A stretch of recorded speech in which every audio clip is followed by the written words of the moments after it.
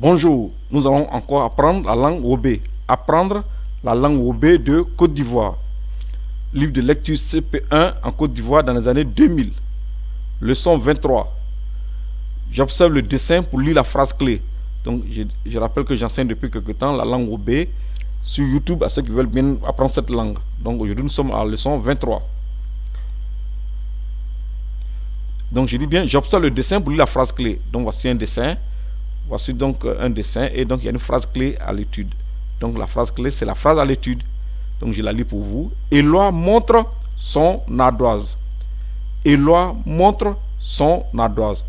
On va traduire cette phrase-là en langue Wobé. Donc en langue Wobé, on dit Éloi to o ardoise. Éloi to o ardoise. Je rappelle que pour mon cours, le O avec accent circonflexe, c'est pour le O fermé comme dans hôpital. Et le C renversé, c'est pour avoir le son O comme dans obligation. C'est un O donc ouvert. Alors le mot ardoise est conservé ici parce que c'est un mot qui est nouveau, c'est un outil qui est nouveau pour le peuple Wobé. Donc quand l'acte est nouveau ou bien l'objet est nouveau, donc il conserve le mot venant de la langue étrangère. C'est comme en français, lorsque nous disons un week-end, qui est un mot anglais que nous utilisons couramment en français. Donc je reprends ici, Éloi to o ardoise. Éloi to o ardoise. On va donc poursuivre. Traduisons mot à mot la phrase, Éloi montre son ardoise. En français, Éloi, ça reste en Wobé, Éloi. Montre, c'est to. Son, c'est o.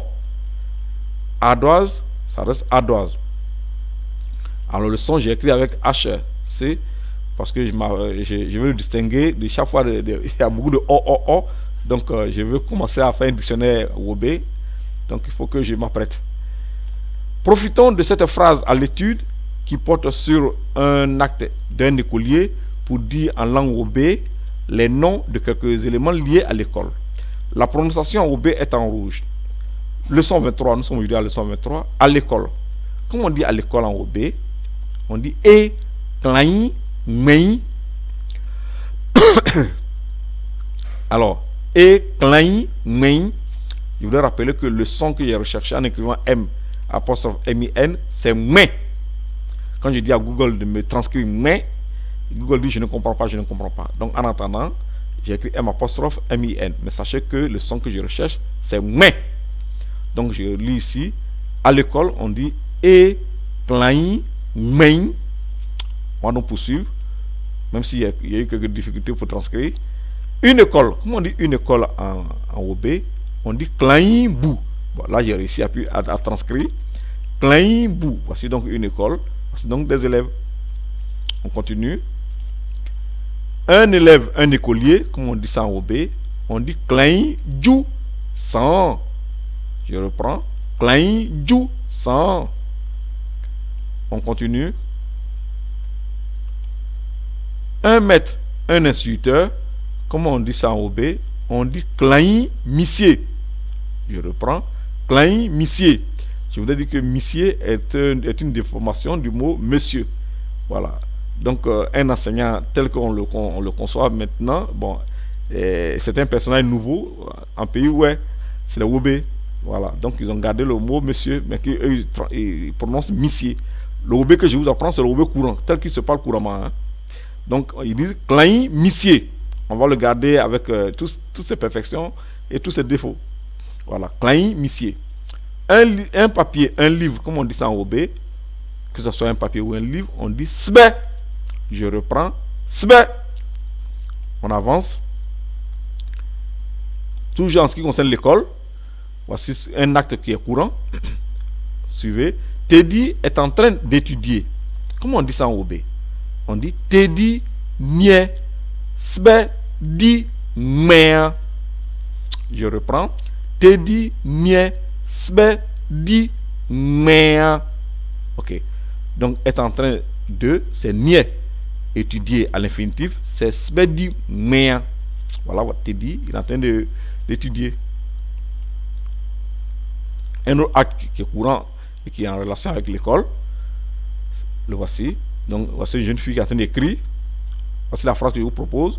Denise est en train d'écrire. Comment on dit ça en OB? En OB, on dit Denise nie sbe tria. Je reprends.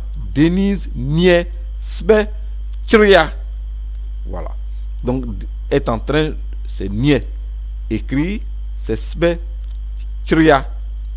Voilà. Donc, rapidement. Denise nie sbe tria. Voilà. Voici Denise elle est en train d'écrire. On va terminer ce cours-là par 2 phrases pour que vous puissiez parler au B, comme nous le faisons quelquefois. Exemple de phrases liées à la leçon du jour. La leçon du jour, c'est à l'école. Voici la première phrase que je vous propose. Klein du sang o mea spedi mo lu demu. Je reprends. Klein du sang o mea spedi mo lu demu. Donc on va essayer de traduire quelques mots de cette phrase. Ju, c'est un enfant. Sang, ça signifie petit. Plein ju, sang, ça signifie un élève. O, ça signifie qui. Il y a beaucoup de O, donc j'ai placé des O, H avant et H après pour que je puisse distinguer et instantanément faire un dictionnaire de la langue OB. Et l'autre mot aussi, mea spedi, ça signifie étudie. Alors, mea spedi, ça, on a conjugué le verbe étudier. C'est différent de spedi mea, ou qui est à l'infinitif ici. Spedi mea. Or, ici, ça a été conjugué. Voilà. Il dit mea spedi, donc étudier. Mo, c'est lui qui. Ou demu, s'en sortir, réussir. Donc, la phrase Klein ju sang o mea spedi mo lu demu.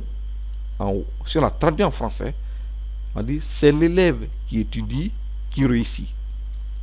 On va donc aborder la deuxième phrase que je vous propose. Kuilu me nyon tiens et klein main. Je reprends. Kuilu me nyon tiens et klein main. Alors, kui, c'est l'homme blanc. Ça signifie pas la couleur blanche, ça signifie l'homme blanc. Alors, kui, c'est l'homme blanc. Ulu, c'est langue. Kuilu, ça signifie la langue de l'homme blanc. Ça signifie aussi la langue française. Voilà. Mais, ça signifie que. Nyon, ça désigne les gens, ça désigne l'on, ainsi de suite. Tiens, ça veut dire apprendre. Et klein, main, c'est à l'école.